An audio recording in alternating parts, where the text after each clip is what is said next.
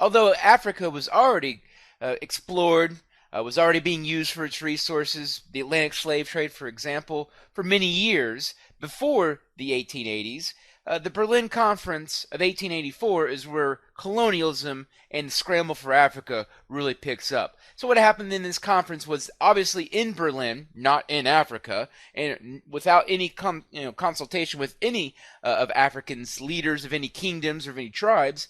These 14 countries came together, so 13 European countries plus the United States came together to divide up Africa into individual colonies. And so, although this is exaggeration, it's as if they got together in a room, got out, very similar to like the NFL draft or the NBA draft. They all had order. They all had an order in which they went, and they would just go up and say, "Okay, we want this part of Africa. Oh, we want this part." And of course, there's a lot of geometric boundaries involved too. But once again, you'll see a lot of the legacies that we still see in Africa today, i.e., primary sector dominant, i.e., not really connected infrastructure wise, not really interconnected, all goes back to this particular era and the Berlin Conference. I like this map because it's a lot we can talk about here. So here's a very, very old map. And, why does it look like it's something that was hand drawn on some type of piece of paper or some type of cloth? Well, it was. Keep in mind that, as far as, making maps, it was very much an art form back in the day because we didn't have computers and GIS and all the capabilities of computers. Also, what this shows is 1908 Africa, and so we can see the different colonies, and we can see the European players. For example, the orange there showcases the British. Also, as far as who produced this map was actually made for missionaries, and so we think about this particular era. It was also about spreading Christianity, and so we think about universalizing religion. So missionaries were very interested in seeing maps and making maps of the areas they were going to. Across the on their voyage. And so what we also have, we can see individual colonies. We're going to focus in right there in the middle, the black one, and that's the Belgium colony. We call that the Congo Free State. And what that was a guy named King Leopold of Belgium. It was his own personal state. Although this King of Belgium, European country, never once came down here, never once actually set foot in Africa, he claimed this entire area as his own. Why? Because he wanted resources. And so the key resource here, rubber. So if you go back to the early 1900s, think about the automobiles. Think about just pretty much any wheel was being revolutionized by this whole idea of ribbons of air, essentially tires. And so tires require rubber. Of course, other rubber used for so many other things. So here was a resource suddenly in demand, found in what would become later the Democratic Republic of the Congo. So once again, we can still see this today. I'll talk about it later. A certain resource, not rubber, that is still a problematic situation here in the Democratic Republic of the Congo, as there's competition for this resource, there's fighting, there's conflict, yada yada yada. But this is a good, useful map for showcasing the individual colonies back in at one time 1908. It's a very powerful map here. What this map does is it shows there's a guy named George Murdoch in the 1950s who made a map that showed what he thought was the individual homelands for different ethnic groups in Africa before colonization. So what we see here is, once again, Africa extremely diverse. I've mentioned earlier in the semester, we've got extinct languages. We got, religions that are extinct. Or soon will be extinct. So we got a lot of endangered religions and languages in which just a few people who believe or speak those languages are still around. They're pretty much old people. So as they die, those religions, those languages die. Where are most of those found? Boom, right here in the continent of Africa. So although the idea of territorial possession, this is my land, that is your land over there, and here's a boundary that separates them, is a relatively new idea, it wasn't really around here in Africa. So this map, the one kind of problem with it is, the Africans in their day would never have really thought of the idea of boundaries, never thought of the idea that this is our area. But nonetheless, it shows the massive diversity. Further, we can on top of that lay the present day boundaries, which a lot of those are left over from the colonial era. We can see a lot of similar shapes here in the colonies, the previous map to the state boundaries that we see today. Further, this map is from Harvard University. So Harvard University canceled their geography program in the mid 1900s. Kind of, it's a good sign as far as what's going on in your discipline. Is Harvard, does it have your department? Does it have your particular field of interest? And now, guess what? Guess who's back? Harvard has now added the Center for Geographic Analysis in the last few decades. So this shows you that, once again, geography is back on the rise again. But this really does, overwhelmingly, more than anything, this map shows that the boundaries that the Berlin Conference, the boundaries that were laid on top of Africa, had no regard at all for the local condition. You can see that these lines, they really don't follow perfectly with any of those underlying ethnic groups, those underlying cultures that existed in Africa before the colonial era. Here's just another map that showcases what I was explaining on the previous image, and this is just these superimposed boundaries. In this case, these red lines, for the most part, that were drawn out during the Berlin Conference, were just placed on top of a continent, on top of a people that was extremely diverse and with no regard for the local cultures. So now I'm going to explain the results of these boundaries, these geometric and physical boundaries that were placed on top of a continent or superimposed on top of a continent without even being there. And so here's one result, and that's the idea that here you might have a particular ethnic group that's always lived in a particular area, very peacefully. All of a sudden now, as you can see with those previous images, all of a sudden a line goes right through this peaceful area, this one particular ethnic group, that goes right and essentially divides it. And so you might have an ethnic group that's suddenly divided into two different continents as some invisible arbitrary line is placed on top of them and separating these two groups. Another way to explain these superimposed boundaries and the results is, let's go to West Africa. In West Africa, you would have seen overlapping kingdoms, overlapping tribes, overlapping ethnic groups and ethnic nationalities. And so this was something where, once again, the idea of a state and boundaries never really was that present in this part of the world at this time.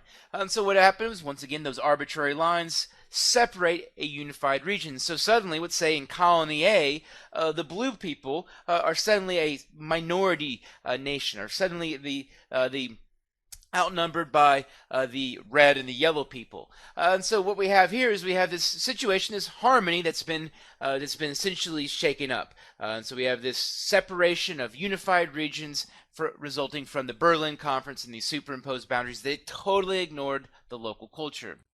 Like any group, so we got the Red Sox, the Yankees, Purdue versus IU, Michigan versus Ohio State, Blackhawks versus the Blues. We got all these rivalries. So just think about just people that don't really like each other, now all of a sudden being forced to live with each other, being forced to share the same colony. So in some situations in Africa before the Berlin Conference, there was areas that people never really got along. Now all of a sudden they're underneath the same colony. What does that mean? Now they're competing for jobs. Now they're competing for power. Now they're competing for having positions in the colony's military or the colony's leadership. And so what ends up happening is now you have even more fuel, even more conflict as these two groups now are competing for jobs, competing for the few available resources in this particular colony. So in the previous images, I was using hypotheticals, kind of using these models, circles and squares. Let's actually see it for real. And we can do that if we go ahead and zoom in to, once again, West Africa, an area I mentioned beforehand in which it was very much unified. There was some conflict, but people were living in harmony for the most part for the last 100 years up until this point. So if we go ahead and we zoom in to West Africa, you can see this is a map once again of ethnolinguistics, and you can see different ethnic groups, different language groups, and how it's these lines, those black lines or those kind of grayish lines, dark gray lines, don't do a really good job of separating areas into consistent, in which all the green people over here, all the purple over here, and individual. So it's essentially it had no care, no whatsoever of the local culture. And we can see this in this ethnolinguistic map produced by the CIA. So some legacies of this. So we had these superimposed boundaries that were placed on top of Africa. Gave all these examples how they divided, areas, and they unified. Areas that were unified were split apart. Areas that never got along now being forced to live together. So the result of this is political fragmentation that we still see in Africa today, but also bad governance. Why would there be bad governance? Let's just kind of think about King Leopold II, the ruler of the Congo Free State. And so what he started noticing his force publique, his own Belgian militia, who was going down to the Democratic Republic of the Congo, or this area of the world, to get the rubber out of the interior and get it back to Europe, where it can be manufactured into other things. What they essentially did was he used force to get his way. So what ended up happening was his soldiers, his force publique, his own militia, they started wasting bullets. They started shooting things in the jungle, shooting animals. And so what he said is, okay, I want you to be a little bit more, be more efficient with your use of bullets, with your use of ammunition. And so for every bullet that you're issued, you're supposed to bring back a hand. And so with the idea that you're going to be using force, you're going to be using that ammunition for force, i.e. enslavement, slave labor, or to essentially clear a tribe out of a particular area that was in demand. Essentially what ended up happening was a currency of hands was developing in the force publique. And so a lot of times they would just cut people's hands off alive just so that they had those hands, because those hands now had value. So it was a very, very, very violent leadership. And so when all of a sudden the Belgium, or this in general, the European colonizers, all of a sudden when they just immediately left overnight, kind of like the Colts leaving Baltimore in the middle of the night, all of a sudden what was left over was people who they've been looking up to for the last 40 to 50 years. Very brutal leadership. And so you might have individuals who might have been high up in the leadership. They might be African, but they might have moved their way up, over time. And so they then became the leaders. And so who have they been looking up to? They've been looking up to the very nice, benevolent leader, King Leopold II, who obviously was none of those things.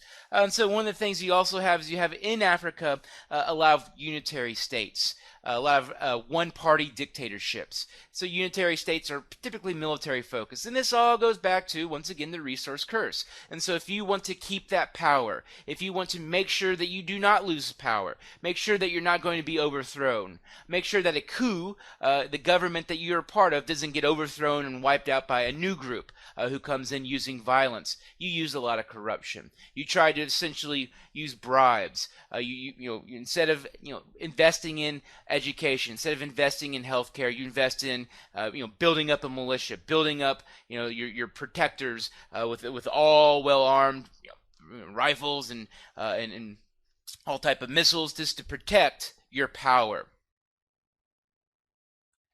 Now, building off the idea of corruption, here's Transparency International, a group that studies global corruption, and they've identified Africa, among other places, as being some of the most corrupt countries in the world. And so these unitary states, typically they repress minorities, those that aren't like them. And so you see ethnic cleansing a lot in these highly corrupt areas. And so you see all kinds of things we've talked about regarding geopolitics, especially when we think about conflict and corruption, the resource curse. We can now start to understand some of the reasons and underlying factors going back to the Berlin Conference.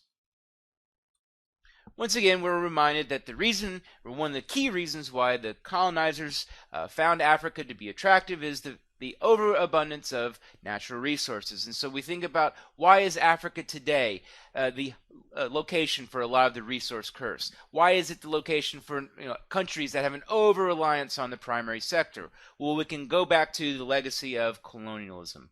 And so essentially we think about, why were those powers there? Why were those European countries there? It was all about getting resources, and getting resources from the continent and getting them out to somewhere else where they can be manufactured, so where the secondary sector can then go to work. And as we've mentioned beforehand, primary sector is where you're going to see the least amount of gains economically, whereas when you actually turn those raw materials into products and then sell those products, that's where there's more value. That's where more money is available for workers. And so when we think about Africa, it was set up to be exclusively primary sector way back during the colonial era, and we can still see the legacies of that today.